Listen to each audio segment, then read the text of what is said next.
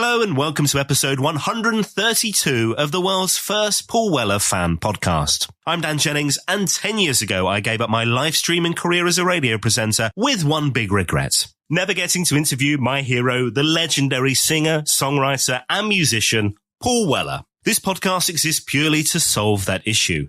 Welcome to Desperately Seeking Paul.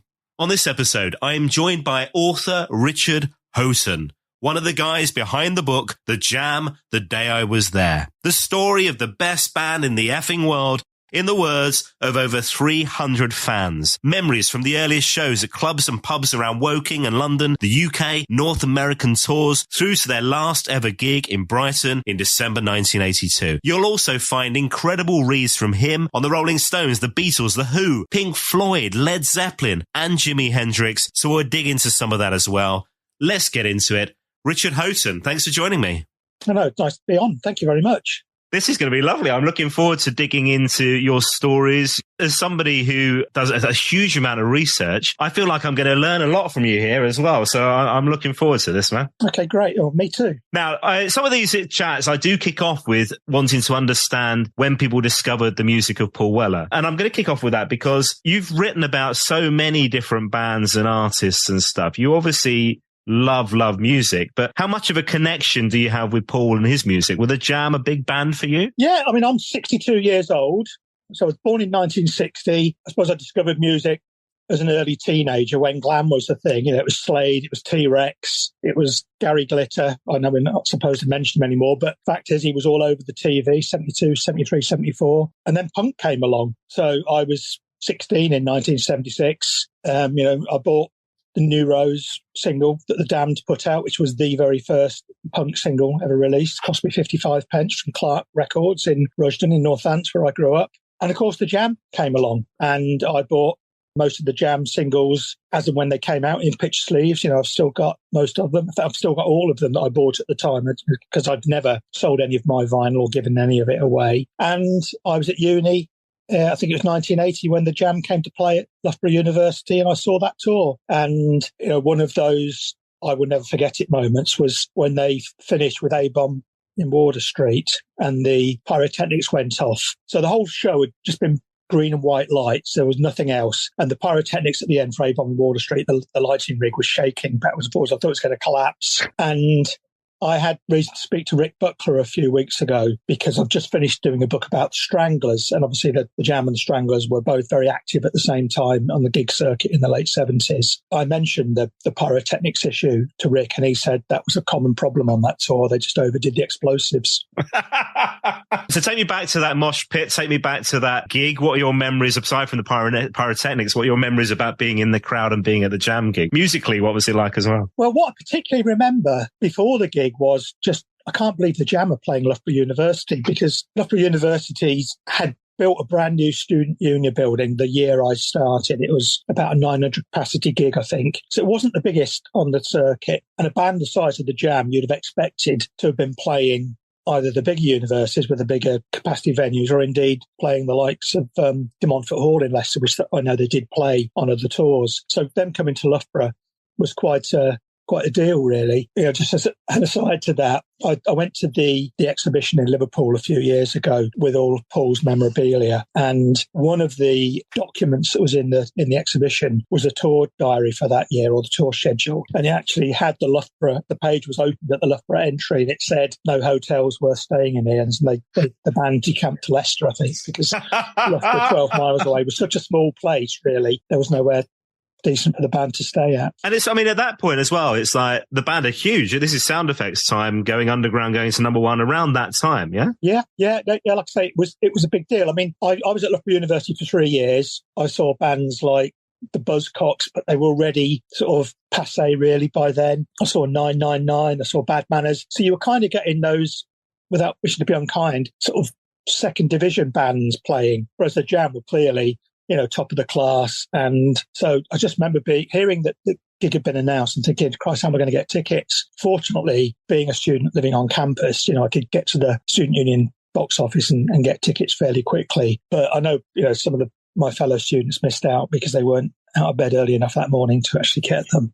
And of course, this is all pre-internet age when, it wasn't a case of hovering over the screen with a mouse in your hand. You actually had to physically go there and rock up to get your tickets. So. Yeah, that's one of the things I've loved on the podcast, actually, people talking about, you just forget like the whole kind of sending off your check and a stamped address envelope and hoping you'll get your tickets back. And those, I mean, so much has changed. A lot of things for the better, but some stuff not so. But yeah, it's just a completely different world, wasn't it, in terms of gig going? Yeah, and I think lots of artists experience this, and some have taken different measures to deal with it. But the problem with the internet is, forget all the touting, forget the massive overpricing and the secondary market thing. It's the fact that so many tickets are bought by people who actually aren't real fans. So you can have the suits, you can have the corporates, you can have what Roy Keane would call the prawn cocktail brigade at a gig. They might have paid a couple of £100 for the ticket, but they're not necessarily there because they love the music. They're there so they can show off to their friends and take selfies and all the rest of it, which of course the music fans, the passionate gig goers, get frustrated by, because you go to a gig and you've got somebody stood next to you who's chatting away to their mate or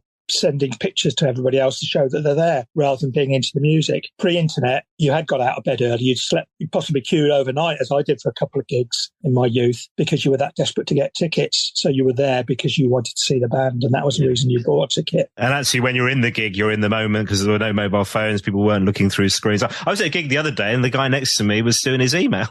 Yeah. Like, really? Really? It drives me nuts. I mean, I have to say, I don't like going to sit-down gigs anymore for that very reason, because if you've got somebody next to you, even if they're just quietly looking at their emails, it's very distracting. Yeah. At least at a stand-up gig, generally, you can sort of push to the front and get in the mosh pit where people don't tend to be looking at Facebook. That's my position of choice always as well for gigs. Of course, if they are looking at Facebook, you can just knock the phone out of your hand. Now, how did you get onto this career as kind of writing and journalism and that love of the written word? Was that something that's come more recently in life, or was that something that was always an early passion? No, I always wanted to write, and I used to write short stories as a kid, and maybe anybody who had this sort of aspiration to write a novel, I'd be trying to start a novel, occasionally sent stuff off to a publisher. It always got sent back, clearly having not been read, but they'd held onto it for 6 months before they sent it back. Back in the 70s, in the dark ages in publishing terms, that's what you had to do. And the advice was, send your manuscript to one publisher, don't send it to lots of them, because they won't like it if you do that. And the whole world has been obliterated. And this is an area where the internet has really made things better, because you and I could write a book between us and it doesn't really matter what anybody else thinks. We can publish it via Kindle or whatever. It could be out next week if we got it together in time. That's a lot of pressure, Richard. We only just met. But I mean, the simple fact is anybody can publish a book now. Whether or not it's any good is another matter. Whether or not you can sell it is another matter entirely, because that, of course, is the downside, as it is with people recording their own music. You might record the greatest song ever in your bedroom, but actually getting people to hear it is the challenge, and getting it to the DJ's attention or the influencer's attention or whoever it is who's making those decisions and gives publicity to things these days is the big problem. Yeah, that discovery piece is really hard now, isn't it? If you're a new music artist, it's very different to how it was back in the jam that we're talking about. It's a completely different world in terms of making music and trying to find an audience. Obviously, there are lots of stories of very talented artists not making it, even back in the old days. I mean, the most famous example, I suppose, is there are people who still claim that the Beatles weren't the best band on Merseyside in the 1960s. Incredible. Right. So I want to talk about this idea of these books that you produce. And when we talk about this format, the people's histories, as you call them, I mean, some amazing bands that you've kind of dug into. So the likes of Thin Lizzy, Queen, Cream, Rush, the Rolling Stones, the Beatles you just mentioned, and so many more. Where did that idea first come about, that kind of idea of people's histories? Well, my favourite band of all time is the Rolling Stones. Rock dinosaurs they may be, but I became a Stones fan when I was a teenager, and over the years I've seen them a few times now, but I've also collected books about the Stones, and I've got about 200 different books. I mean, there are a lot of books about the Jam and Paul Weller now, but I don't think we've quite reached the 200 mark. That's probably about 4 or 5 bookshelves on its own. Yeah, and so I went to see the Stones in Stockholm in 2014 with my son. Mick Jagger, I think, was 71 or was turning 71 that month, and they'd already done 50 years. They'd passed their 50-year anniversary. But it occurred to me that there was Mick, 70 plus, up on stage, and there would have been people who'd been to see him when they were starting out 50 plus years before. And then I thought about all the books that I'd read about the Stones, and they're either by members of the band, such as Keith Richards has written his own autobiography, Bill Wyman's written his own autobiography and such like, or they are stories about the band written by journalists or people in the inner circle. And then increasingly, I'll buy a book about the Stones and there's no new material in it because it's old stories rehashed because they've been gone over, their career's been, disinterred so many times. But then I thought, actually, nobody's ever told the story from the fans' point of view. And there must be people in the audience in Stockholm that night who perhaps were there when they first toured Sweden. And then it occurred to me, actually, that'd be a good way to try and sort of explore the Stones story. So what I did was write to local newspapers in the UK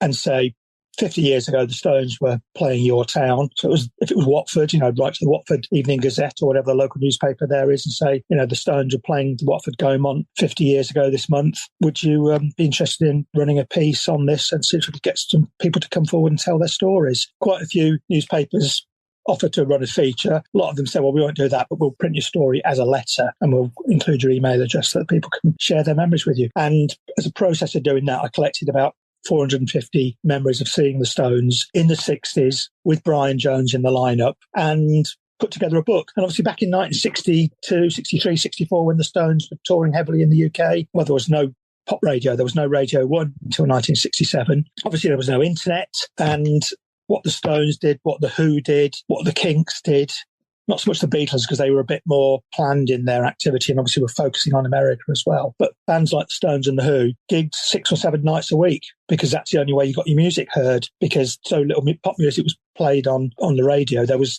apart from the Pirates, there was no commercial radio or other alternatives really to the BBC who played little or no pop music. So you went out and gigged.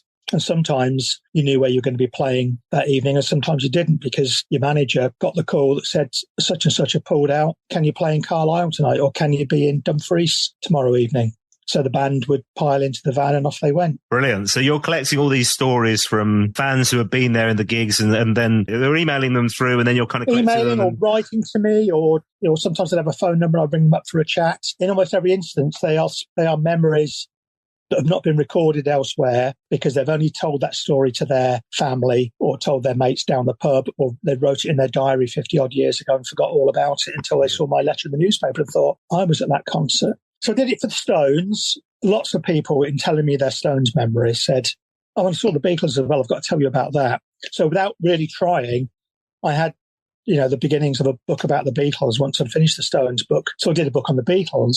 And then I thought, well, who else is there in the 60s who I could write about? And the Who were the next obvious band, again, because they were prodigious in their gigging, doing the 6 or 7 nights a week, because they're such characters. Mooney, Keith Moon, the drummer, is legendary, obviously in rock circles, and there were lots of tales about him. And that was a really interesting book to do because although the Who's gigging history has been pretty well chronicled, I found, I think, 3 different concerts that had never been recorded before and what didn't appear in any previous publications about the Who. And in one of them, it was a gig that they played at the Locarno Ballroom in Stevenage. And this woman said, oh, yeah, I saw them at the Locarno in Stevenage. And she gave me a date. And I said, yeah, they did play there, but you got the date wrong because they actually played on such and such a date. She said, no. I saw them there 2 weeks before. And she sent me a photocopy of a diary. So they actually did play the same place a fortnight apart. Right. That first gig had never been recorded anywhere, so that was really nice. And there was another concert at Wem in Shropshire at the Town Hall where 3 different people told me they'd seen them there, although none of them could agree on what date it was either.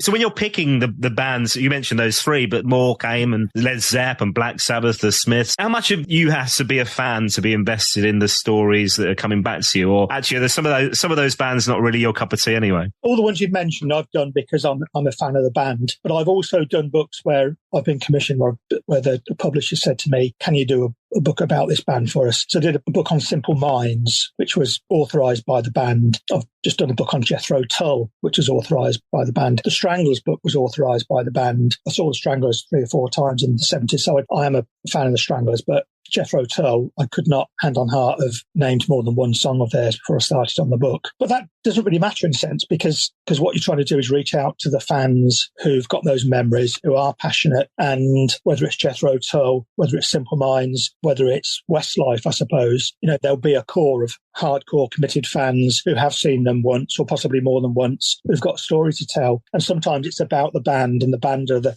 core of the stories. Sometimes it's actually more about themselves and it's how music has touched their life. You mentioned that discovery piece and like how challenging it is to find an audience for authors and musicians these days. But you've got that audience there already because you've got the fans of those bands who are going to lap up this stuff. You hope that, not everybody does, but you hope that quite a proportion of people who've sent you a story or you've interviewed will buy the book because they're in it. What I try and do when I put a book together is actually, well, obviously, quite often, in fact, I always have to do some polishing of a story. Sometimes it's more than just a polish, it's a complete rewrite. I said to my wife at the beginning of this, it's just a cut and paste job. Words which have come back to haunt me because every book takes And it's the famous, it's like the Columbo thing. There's one more question and then they tell you the headline right at the end of the interview. So when I did the book about the Beatles, a lady told me about going to see them playing at a works social club in Birmingham. This was before they were famous, when they were just doing a few gigs around England. And they met John and Paul outside after the gig.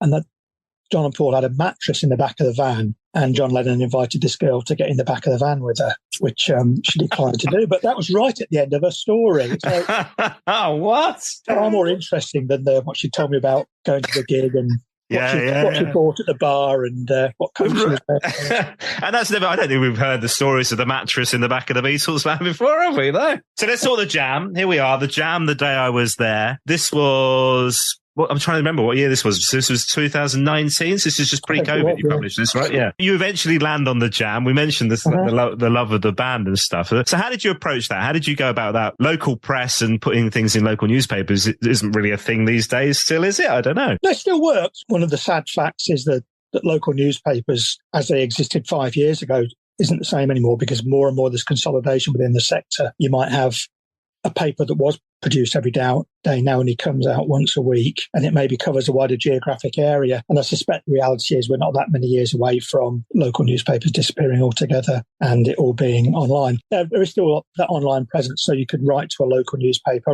I've written to one just yesterday, and they've then put the story online, so it's appeared straight away rather than appearing in next week's Gazette or whatever it might be. So that mechanism is still there. But yes, Facebook is all the other social media, Twitter and Insta and all the rest of it, is an easier way of reaching out to people, particularly if you've got the endorsement of the band. Now, in this instance, I don't think we did have, but Rick got involved. Rick ended up signing the first 500 copies, I think, when we published the book about the Jam. And writing the foreword as well in the book. Yeah, because he knows Neil, the publisher of the book. So they're old mates from years gone by. From reading it, and I guess, from doing the podcast as well, that really floods through is the fans' love of this band, but how young they were. And I don't know if that's true of all the other books, is it? We're talking about people like, the amount of kids who are like, I was 12, 13, sharing their memories is remarkable. Yeah, no, that really struck me about the Jam book. And I don't know what it is about the Jam that connected with that age group particularly. Maybe it was just that because the Jam were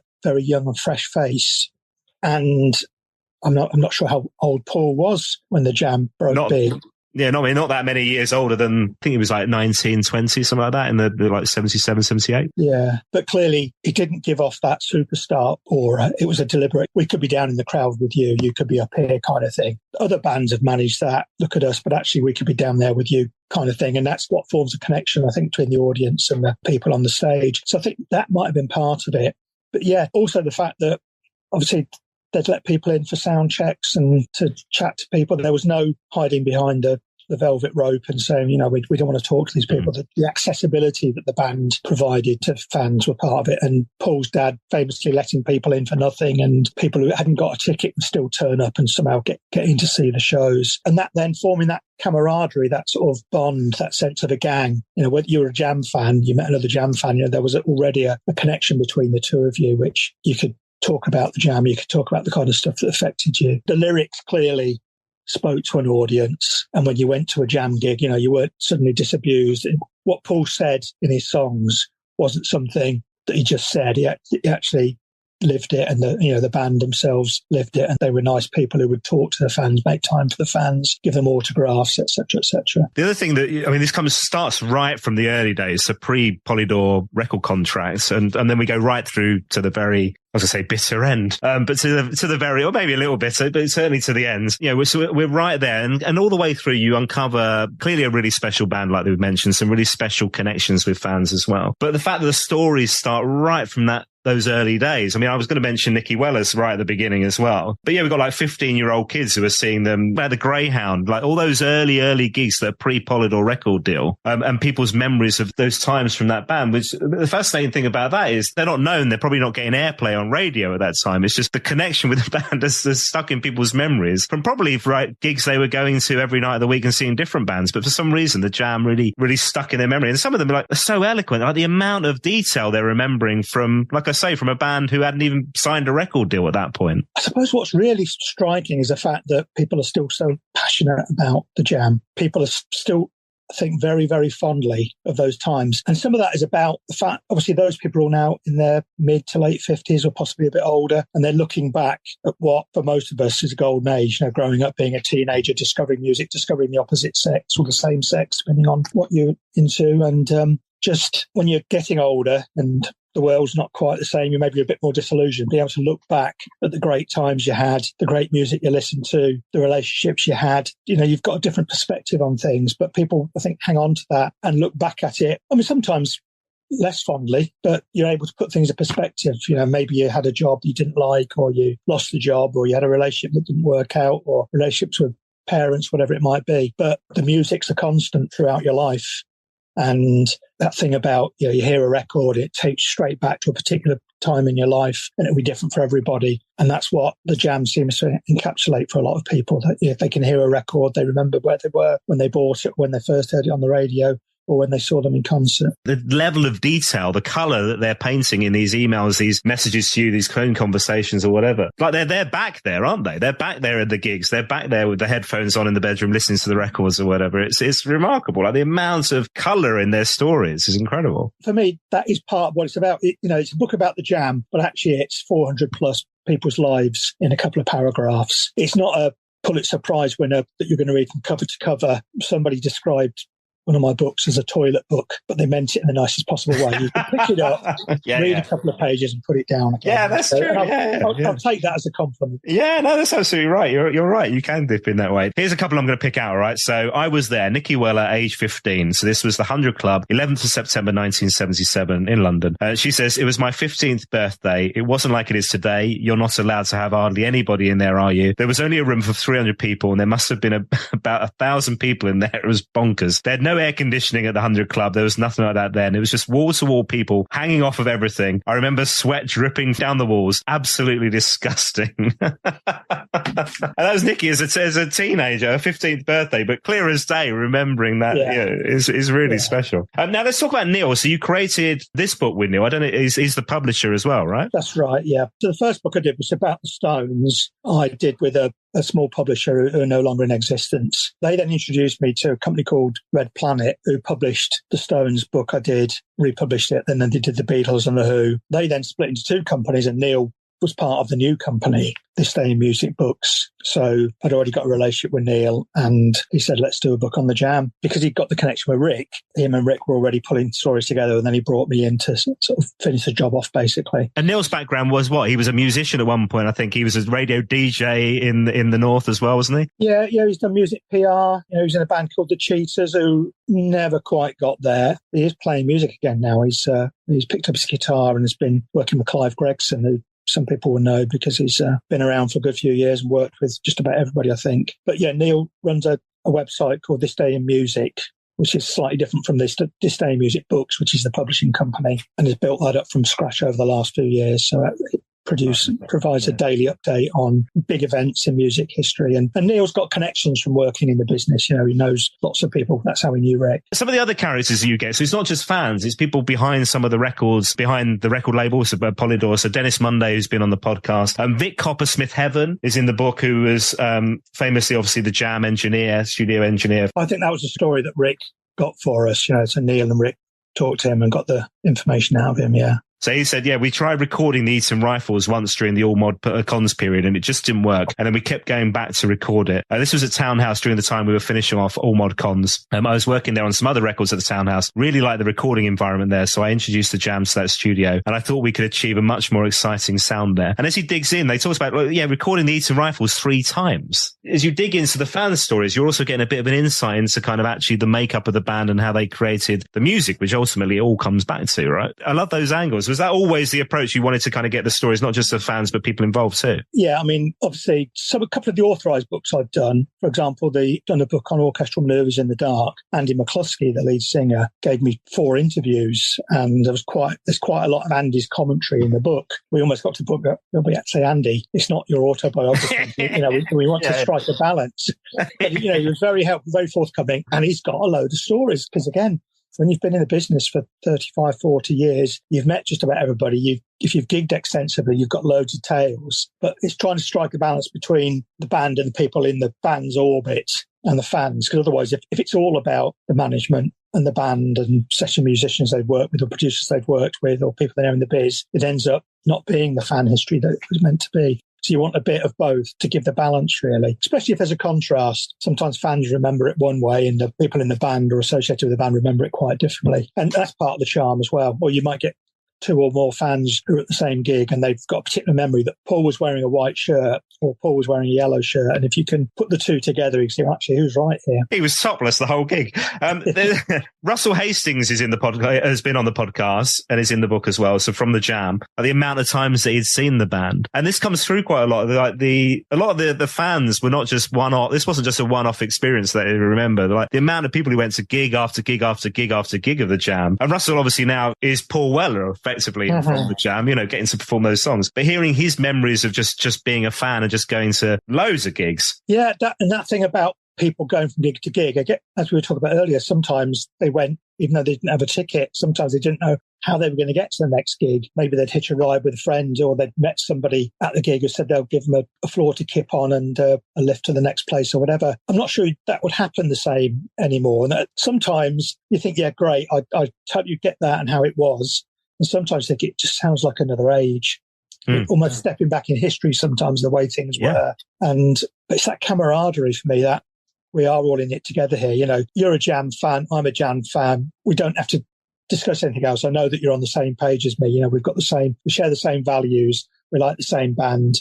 We're both good guys, basically.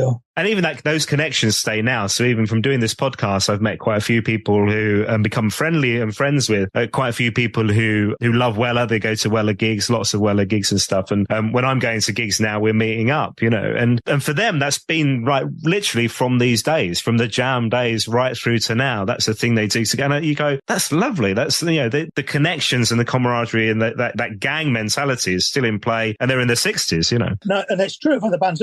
Talking about the Stones earlier, I don't, but I know Stones fans who fly in from all over the world to go to a gig, whether it's at Wembley Stadium or Rio de Janeiro or whatever, and they've got, particularly with the internet and the ability to communicate with people, whether it's by Zoom or email or whatever, stay in touch with each other and organise pre-gig parties and post-gig parties. And sometimes the gig itself is almost ancillary. It's an excuse to get together and have a few drinks and have a good time and, meet up with people who were introduced to each other by the band they love, but have now become friends as well.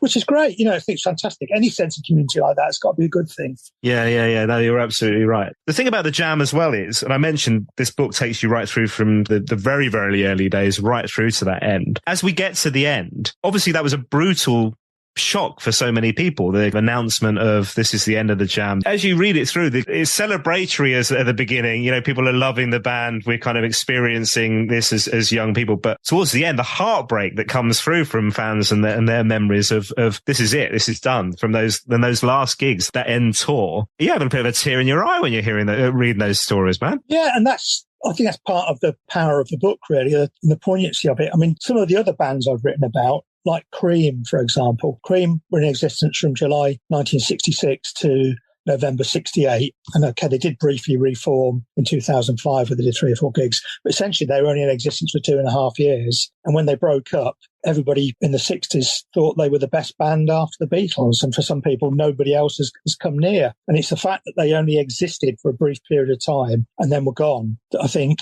is part of the reason why those memories are so clearly held by people, because they didn't carry on and either write more material or deteriorate in terms of their performance, etc. So the memories of them are preserved in aspic, in a sense, but I mean that in a positive sense rather than, preserved and static. And that's true of the Jam too. If the Jam had carried on and we're still playing now, then would it be the same? If the three guys were up there, older, greyer, I'm sure Paul would still be as smartly dressed, but it wouldn't be the same. And the same's true of the Smiths. Notwithstanding what you might think about Morrissey and things he said post the Smiths, people are passionate about the Smiths because they only existed for a short period of time, and those memories are linked to a point in those people's lives when they were teenagers or early 20s or whatever, and it's the past, very clearly the past, and it's perfect because of that. Nobody can spoil those memories. Yeah, and and every time Paul was asked about the Jam reform, whatever it's like, and I think now it's got to the point where people don't ask him that so much anymore because it's preserved. It's like that legacy is absolutely there. It's set in stone. They're not going to destroy that. They're not going to play with that, mess with that. Whereas other bands, like you say, have dipped back in and reformed or tried. It's like they've totally left the Jam. There's been nothing since. So what's next? So have you thought about any other Wellers? So obviously we have the Style Council, the iteration there. I don't know if you were a fan. We should ask that. And then Paul Weller solo, which has been over 30 years now. Yeah, well, I mean, going back to, talking about books, Neil Cossar at This Day Music Books has published several Weller-related books since. Andy did a book of photographs, for example. And the demand is still there. So from Neil's point of view, the market is there. Paul Weller fans buy books. So as a publisher, he's going to be interested. So if any of your listeners, have got a book about the Jam or Paul or the Style Council that they've been working on, or an idea, get in touch, because who knows? From a personal point of view, would I do an I Was There about Paul Weller? Well, yes, I would, because, the fact that people are interested and passionate, if people are passionate, they'll write about it. If they went to see somebody or listen to their music and weren't that bothered, they're not going to be inclined to sit at the keyboard and bash out a few paragraphs or ring me up for a chat. So yeah, it's you've got to be a passionate fan to better write about something. Would this same connection be there for Coldplay? Would you get the same type of content from a band like that, or from Ed Sheeran, who my kids play 24/7? Personally, I don't think you get as interesting stories. But going back to the early days of the Jam or Cream or the Who, where the band rocked up in a transit. And if you got there early, you might end up helping them load their gear in or chatting to them before they started their sound check or whatever. So much of it now is you can't get past security. You need a laminate to get in the door, etc., etc. So just don't see there's the same level of human interaction with the band that there used to be. But maybe it's a different kind of book. I was sat at home in my bedroom and I was streaming Ed Sheeran, and it was the most beautiful moment in my life. Who knows? You've been talking to my 8-year-old Henry. So what's next from your point of view? What are you working on at the minute? 2 books coming out this year. Just announcing today, in the next few minutes, actually, a book about The Wedding Present, who are an indie band you may have heard of. Yeah. Been around for more than 35 years. I've only graced the top 10 once, and that was for 1 week before that single drops out of the top 10. But have a hardcore fan base. And I did a book with their lead singer, David Gedge, 6 years ago. And we're just now doing a follow-up, which is where fans write about their favourite song by The Wedding Present and why it's their favourite song, what it means to them. And that would be a great book to do about the Jam. What's your favourite Jam song and why is it? Why is that particular song a good one? And it might be because you just like the sound of it, the guitars or the drums, or it might be because it reminds you of an episode in your life. It reminds you of a relationship that blossomed or didn't blossom, or it reminds you the day you quit your job and went did something more interesting, kind of thing. So that's what The Wedding Present book is. It's people's memories of songs and why they mean that much to them. And then the other book I'm working on, which is coming out in June, is a book about the Faces, which is the band that Rod Stewart and Ronnie Wood were in before they went off to be a megastar in their own right, with either Rod as a solo artist or Ronnie Wood with the Stones, of course. And the thing about the Faces is they were a merger of the remnants of the Small Faces, the famous mod band, and Rod and Ronnie were kicked out of the Jeff Beck group, although the Jeff Beck group were doing really big business in the US between 1968 and 1969. Jeff decided he wanted to do something different. And so they all wound up in the Faces. who were together for 6 years and, like the Jam, are a much missed live act who were famous for liking a drink and liking to share it with the audience as well. So, and a band that I never saw because I was just a little bit too young. By the time I was aware who they were, they'd split up. Reliving those memories vicariously by putting together memories of them. Yeah, Ronnie Lane sadly died as a result of multiple sclerosis, and that affected the end of his career and, last parts of his life. And then Mackie and McLagan died a few years ago of a stroke as well. So, and how long does it take you on one of these journeys when you start that kind of idea and you start getting into it? It's not a copy and paste job, right? There's a lot of work involved in this. I can see that. It probably takes a year.